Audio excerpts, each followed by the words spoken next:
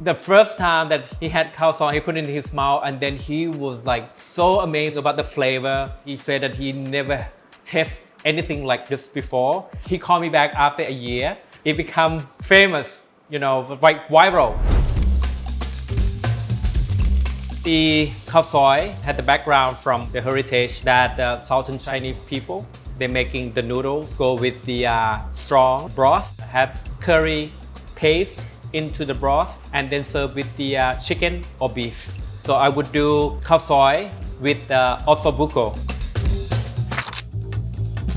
So what I do, I'm brine the beef, the shank. One thing is really hard to break down and then to get through the meat inside that you want to have the meat like really flavorful. So this is kind of like really transaction between the curry going really soaking, like marinating, and then when every bite you bite into it, you have curry with the beef. Because of what Thai people love the curry to taste like meat, tastes like curry, and curry tastes like meat. So I'm making the a brine, which is had equal water and sugar, 1 liter of water and 30 grams of sea salt and 30 grams of sugar. And then I marinate it for overnight. This part now, we're gonna make a curry paste, which is another curry paste from the north of Thailand. We call it like Lanna-Style. So we have a lot of ingredients here to make a different type of curry paste. We started off with the finger pepper, which is the less hot, and then the small one, much more hotter, dry chili. So I combined the two together, but I'm using the dry to main ingredients because of we need a lot more of curry paste, the texture, and then lemongrass, galangal, we have Makrut, skin or peel, and then we have shallot, we have fresh turmeric, then we have bay, also anise, and then black cardamom to flavor our khao soi curry. I started with a pinch of salt, galangal, lemongrass, we have shallots, garlic. While I'm pounding all the ingredients here, I'm gonna toast it, my coriander seed, curry powder, anise, black cardamom. Another secret ingredients, I have grilled the fermented bean sheet or fermented soybean, which is the come into the like a paste, and then we sun dry it, and then I toast it a little bit, I grill it a little bit to get the smell, the flavor to come out as well. So I break into small pieces. After we toast it, I'm gonna separate the anise and black cardamom. We're gonna add that when we're making our khao soi curry. After all dry ingredients here have been toasted, I'm gonna put it into our curry paste.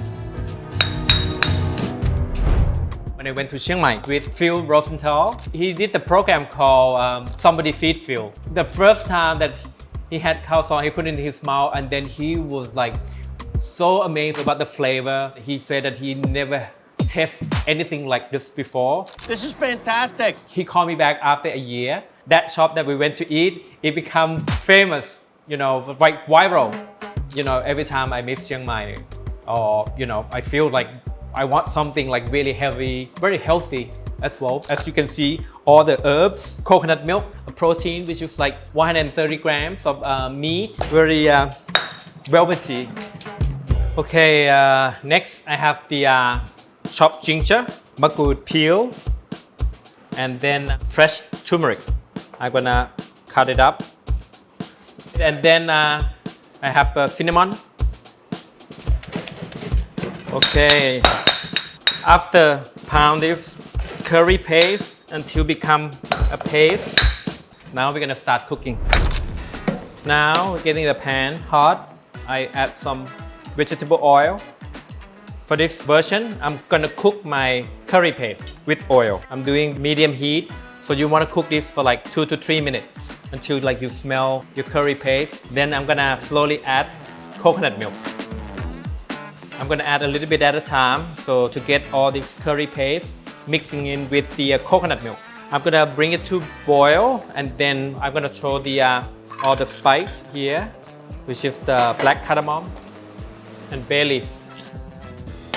We have anise, bay, cinnamon, palm sugar, dark soy sauce, seasoning sauce.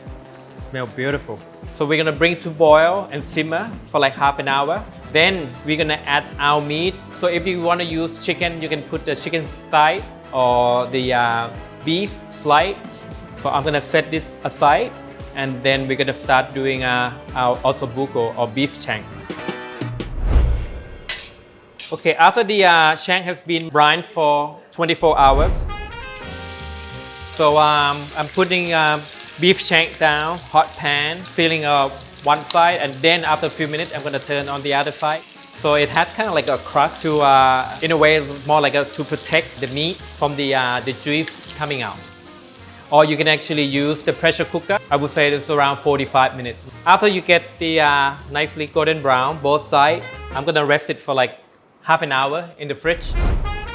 So after being rest for half an hour, I put into the bag. The reason I'm putting Khao Soi curry in here, more like a marinade, the beef shank, so you can get the flavorful from the curry into the beef. I'm gonna put into the vacuum machine. Next, we're gonna fry some the egg noodles. So basically we have the one which is we're gonna blanch. I have two portions here. One we're gonna blanch and one we're gonna fry. One which is more like a pasta-like noodle style. And then the other one, we're gonna fry them for the crispy texture. So now the oil is hot. I put the oil like 180 Celsius. We're ready to fry them. It's gonna be quick. When your oil is hot, drop it in, and then it should come out after 30 seconds. I'm gonna rest on the paper towel. And next, we're gonna blanching our egg noodles. Okay, we're getting our water boiling. I'm seasoning the water with little salt. I have egg noodles or bap mi. We call it bap mi in Thai because of, as you can see, the noodle is really thin. So it takes like a few seconds to cook. I drop it in like less than 10 seconds. It's ready to go. I'm gonna put my Khao Soi curry back on the stove, heat it up.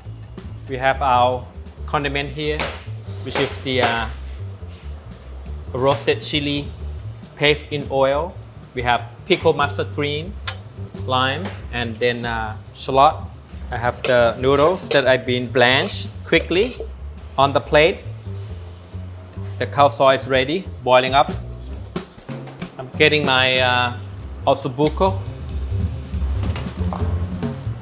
I'm having my Osso Buco or the beef shank. Add some juice from the beef shank into the sauce. My crispy banh mi, and then I have my sauce to go in separate container. I have the coriander leaves to serve with. And then here is my Khao Soi Osso Buco.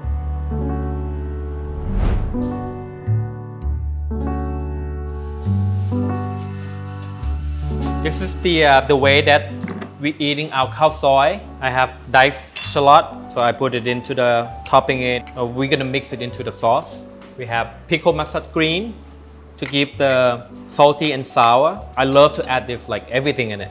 Lime juice, just a touch of acidity to cut down the richness. Then, as I said in the beginning, we're gonna put the crispy noodle into the sauce. So it absorbs all the Khao Soi sauce or the curry. And here, as you can see, it's fall off the bone already. I use the spoon to cut it.